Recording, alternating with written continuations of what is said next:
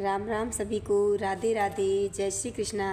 आप सभी का स्वागत है हमारे YouTube चैनल आरजे कथा कीर्तन में। चलिए आज हम और आप सब मिलकर आंवला नवमी की कथा श्रवण करते हैं। अगर आपको कथा अच्छी लगे तो आगे भी शेयर करना, जिससे सभी लोग इसका लाभ उठा सकें। तो कथा श्रवण करते हैं, बने रहिएगा कथा में। यह व्रत कार्तिक शुक्ल पक्ष नवमी को आंवला नवमी नाम से विख्यात है। सतयुग का प्रारंभ भी इसी दिन हुआ था। इसी तिथि को गऊ, श्रवण, वस्त्र आदि दान देने से ब्रह्म हत्या जैसे महापातक से भी छुटकारा मिल जाता है।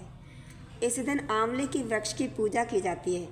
पूजन विधान में प्रातः स्नान करके शुद्ध आत्मा से आंवले के वृक्ष के नीचे पूर्व दिशा की ओर उन्मुख होकर षोडश उपचार पूजन करना चाहिए। फिर उसकी जड़ में दूध की धारा गिराकर चारों ओर कच्चा सूत लपेट तथा कपूर वर्तिका से आरती करते हुए 7 बार परिक्रमा करें। आंवला वृक्ष के नीचे ब्राह्मण भोजन तथा दान देने का विशेष फल है। अब व्रत की कथा सुनिए। काशी नगरी में एक बहुत धर्मात्मा, दानी तथा निसंतान एक वणिक रहता था। वे पति पत्नी दोनों संतान के अभाव में दिनों दिन कातर तथा मलिन होते जाते थे।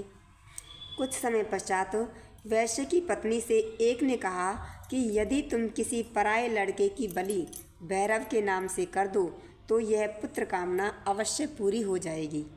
यह बात वैश्य के पास भी पहुंची, मगर उसने अस्वीकार कर दिया। लेकिन सखी की बात वैश्य की पत्नी भूली नहीं, मौके की तलाश करती रही। एक दिन एक लड़की को भैरव देवता के नाम पर कुएं में गिराकर बलि दे दी। इस हत्या का परिणाम बड़ा उल्टा हुआ।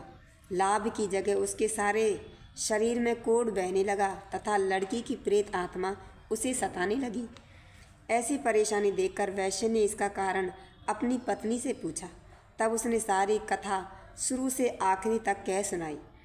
ऐसा जानकर वैश्य ने हत्यारिन, पापिन आदि शब्दों से उसे काफ़ी मर्माहत किया तथा बताया कि गौवध, ब्राह्मणवध तथा बालवध करने वाले के लिए इस संसार में कहीं भी ठिकाना नहीं।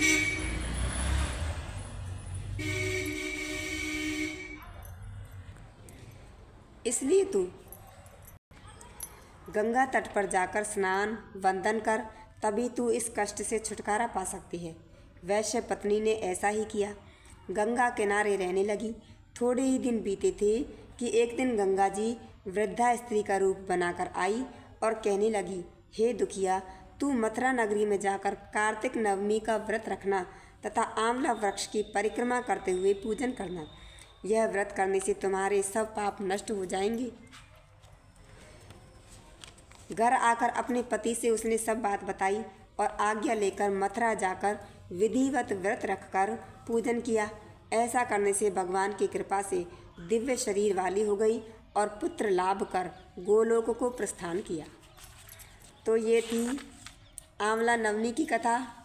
अगर आपको अच्छी लगे तो आगे भी शेयर करना, और जिससे सभी लोग इसका लाभ उठा सकें।